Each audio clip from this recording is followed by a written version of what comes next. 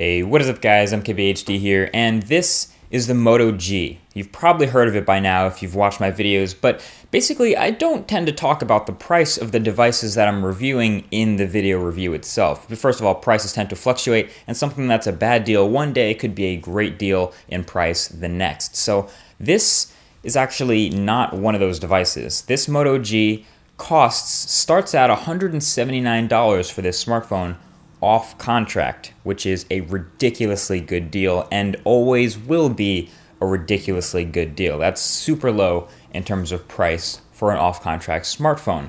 So why is it that cheap? You feel like there has to be something missing, something wrong with it. There's got to be a reason why the Moto G is so cheap. So that's exactly what I've looked into. And if you've watched my Moto X review earlier this year, you probably know plenty about that phone already. So the easiest way to tell you guys and show you why this phone is so cheap is to compare all the things that are different between the Moto X and the Moto G. And that's exactly what we're going to do. So let's go ahead and get into that. First off, we'll look at the packaging, because it actually starts there. In order to get a smartphone down to this ridiculous price that's accessible by almost anyone, you need to cut every corner possible. So the Moto G unboxing is super simple. You'll just get the phone on top and a USB cable for charging and data. That's it. No wall adapter, no headphones, no SIM card ejector tool, nothing fancy, just the necessities. And the same philosophy, of course, goes into the phone itself. You don't get anything fancy, nothing extra over the top at all, just the necessities done very well. But getting to the outsides of these two devices, there are some physical differences between the Moto X and Moto G, starting with the way it feels in the hand. As the Moto G is just a little bit thicker and a little bit heavier than the Moto X. The designs of the phones are of course super similar, with the same back design and slight curve and ease to hold in the hand, and even the same awesome dimple that I love so much from the Moto X. But the spec sheet will show that not only is the Moto G a tiny bit thicker and a tiny bit heavier, but there's also some internal shortcuts taken for cost. First of all, Moto Maker, the customization of all the colors and the accents, and built in the USA, yeah, that's expensive, so there won't be that with Moto G, but there will be a sort of a do-it-yourself Moto Maker with a back that snaps off, so you can actually take the back off the Moto G and replace it with another back in a number of different colors. But something this removable back does not allow you to do is add storage or replace the battery. So the only thing available is the slot for the nano SIM card. Otherwise, you are locked into your 8 or 16 gigabytes of storage, and that battery is non-removable. But speaking of that battery, this is actually one of the most impressive parts of the phone. Physically, it is technically slightly smaller. It's a 2070 milliamp hour battery, which is smaller than the one in the Moto X, but in actual everyday use, it's still lasted quite a while with great standby time and an average of, I'd say, 3 hours or so of screen on time, which is enough to last a full day of regular use. And I'm going to go ahead and attribute that to the other internals, the operating system, and the specs. So running near stock Android 4.3 Jelly Bean here is the quad-core Snapdragon 400 and a full 1 gigabyte of RAM. Now, these are obviously way lower end specs than the Moto X, but in this price bracket, a quad-core chip is pretty ridiculous. It's good to see it's the quad-core version of the Snapdragon 400. And performance was also very impressive for the price. I mean, I was able to play some pretty graphically intensive games, not in 1080p obviously, but still without dropping any frames, and it looks very playable. And I could also, browse the web and multitask and open and close apps without a hitch. Now, this is definitely not as quick as the Moto X, don't get me wrong. I mean, you can tell that you're working with 1 gig of RAM here. It's not unbearable, but you'll notice that things will take a little bit longer as if you're working with less RAM and slightly less processing power. In fact, I'd say the biggest bottleneck is actually the processing power, not the graphics, because sometimes I'd press to open an app and the process would clearly begin opening on the screen, but then graphically you'd have to use the processor to catch up to where the graphics had gotten to. Basically, the responsiveness of the Moto X, if the responsiveness of the Moto X is a perfect 10 out of 10, the Moto G would give me about a 7.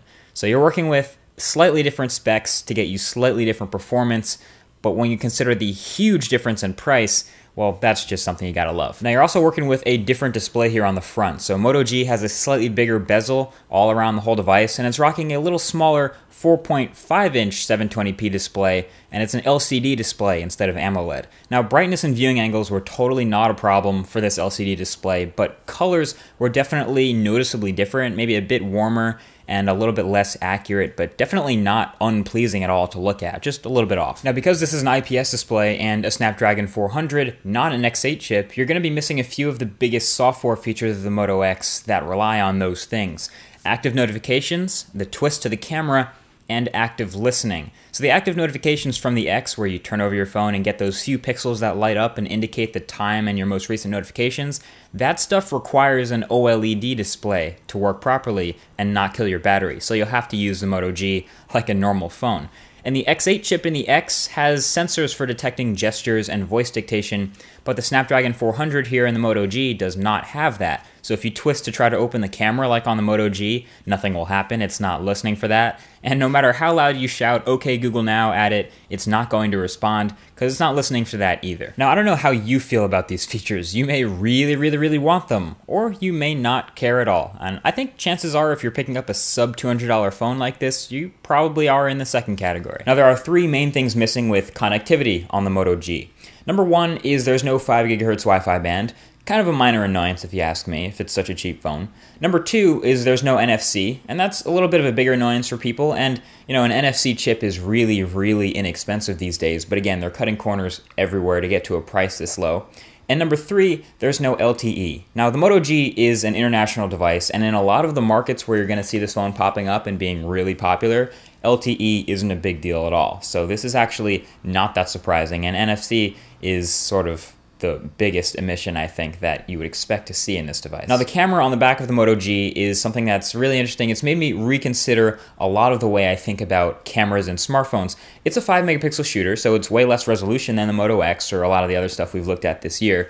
But obviously, the quality is not going to be that great. But if you care about quality, if you care about the photo quality or resolution or video, and you have $179 to spend, you can go out and buy a decent $179 point-and-shoot camera on Amazon, and it still might not take much better video or photo than the Moto G. So if you think about it, I'm really impressed that there's even a camera at all in the Moto G. I remember the first Nexus 7, in order to hit that magical $199 price point, didn't have a camera at all. And we kind of dismiss that because it's a tablet, but that's one of the omissions they made to cut down on price. So the fact that the Moto G even has a camera at all that's even okay for $179 is incredible. So basically, at the end of the day, what I'm trying to say here is the Moto G is an incredible deal. For $179, you cannot buy a better smartphone, period. And availability is also really good. When this device gets Android 4.4 KitKat, which if you watched my interview with the CEO of Motorola, Dennis Woodside, he promised that this device would get it in January, and I got the US version, so I'd be waiting for that in January. When this gets KitKat, it's going to be an incredible phone, even more than it already is. KitKat has lower system requirements, it runs better on lower end devices, and this is a prime scenario where you could take great advantage of that. If you want to say my top 5 best features of Android 4.4 KitKat, I'll have that link right below the like button, but essentially, there's a lot to love about this phone before KitKat, and when it gets KitKat, it's going to be awesome. Even more awesome. So when you need to think about whether or not this is the phone for you to buy for yourself, consider the following question. Is this to you the highest end low-end device or the lowest end high-end device? Because if you're looking for a high-end device, this is not it. And this is not really, as the way I see it, it's not the lowest end high-end device. I see it as the highest end low-end device, if that makes sense to you. It is an incredible value. It gets way better performance than any other device in this price. For reference, here's another phone that right now costs $179. It's not something you want to buy right now, but you can for the same price as you can get a Moto G. I think the choice is clear, but it's up to you. Let me know what your choice would be in the comment section down below. Thank you for watching this video, and I will talk to you guys in the next one. Peace.